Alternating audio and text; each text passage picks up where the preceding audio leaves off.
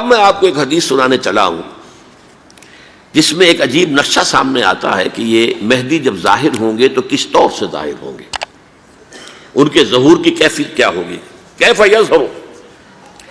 یہ روایت ہے حضرت ام سلمہ سے رضی اللہ تعالی عنہ، حضور کی زوجہ محترمہ ہیں، فرماتی ہیں ام سلمہ عن النبی صلی اللہ علیہ وسلم قال یکون اختلاف عند موت خلیفۃ، موت خلیفۃ، حضور نے فرمایا ایک خلیفہ کی موت پر اختلاف واقع ہو جائے گا، خانہ جنگی ہو جائے گی۔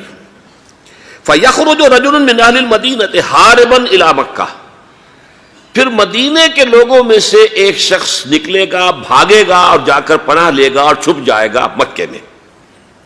فَيَأْتِيهِ نَاسٌ مِّنْ أَهْلِ مَكَّةِ، پھر اس کے پاس آئیں گے اہل مکہ، مکہ کے لوگ، فَيُخْرِجُونَهُ، اور اسے نکالیں گے، جہاں وہ چھپے ہوئے ہوں گے وہاں سے نکالیں گے۔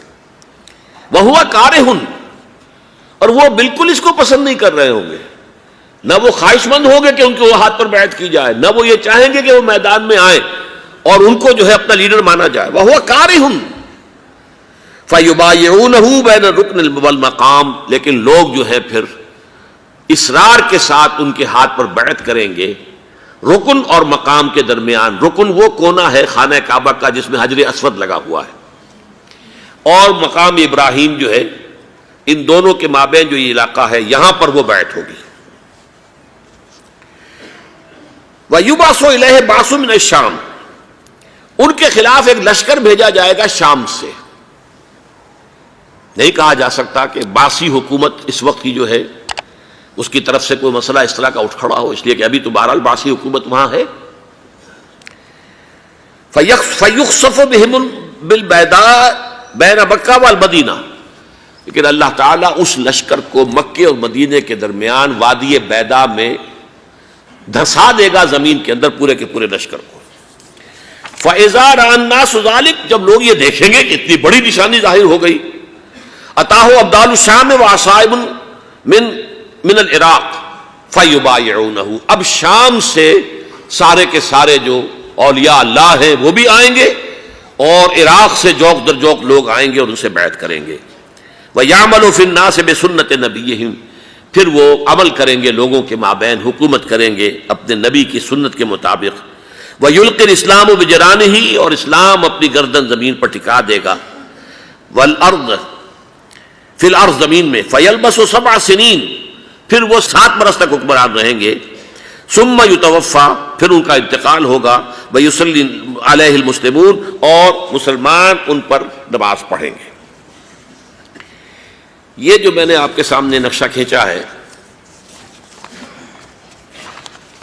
اس سے اب میں ایک نتیجہ نکالتا ہوں، اسے بھی میرا گمان کہیے، اختلاف بھی کر سکتے ہیں آپ، اگر اس کو وزنی سمجھے تو قبول بھی کر سکتے ہیں۔ وہ یہ ہے کہ میرے نزدیک ان کے ظہور کا وقت قریب ہے، اور اس کی تھوڑی سی بعد میں مجھے معلوم ہوا کہ جین ڈکسن غالباً نام ہے امریکن اس کا، جس نے یہ پیشن کوئی خبر دی تھی کہ 1962 میں عالم عرب میں ایک بچہ پیدا ہوا ہے کہ جو وہاں کا نقشہ بدل کر رکھ دے گا۔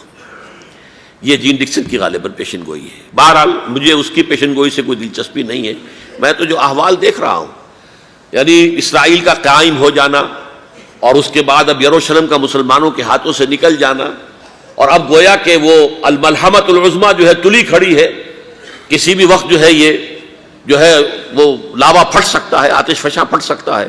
تو یہ تمام حالات ایسے ہیں کہ جن کی وجہ سے میں سمجھتا ہوں کہ ایک تو جو قرآن مجید کے اشارات میں نے آپ کو بتائے، 14 صدیاں 14 دن میں چاند کا پورا ہونا، والقمر اذا اتسق، 14 دن میں 14ویں کا چاند۔ اسی طرح اب یہ 14 صدیوں کے بعد یہ صدی جو 15ویں صدی ہے، یہ در حقیقت ظہور امام مہدی کی صدی ہے۔ عجیب تیری عبادت ہے اے مسلمان، عجیب تیری عبادت ہے اے مسلمان، تو امام مہدی کے ظہور کا انتظار کر رہا ہے۔ کیا تیرا ایمان امام مہدی کے لشکر میں شامل ہونے کا لائق ہے؟ اگر نہیں ہے تو افسوس کرنی چاہیے اور دعا کرنی چاہیے کہ اللہ تعالی ہمارے ایمان میں ایسا پختگی عطا فرمائے کہ ہم فتنے سے دور رہ پائے اور دین پر مکمل چل پائے، کیونکہ امام مہدی کا وقت جیسے جیسے قریب آئے گا ویسے ویسے فتنے چاروں طرف پھیل جائیں گے۔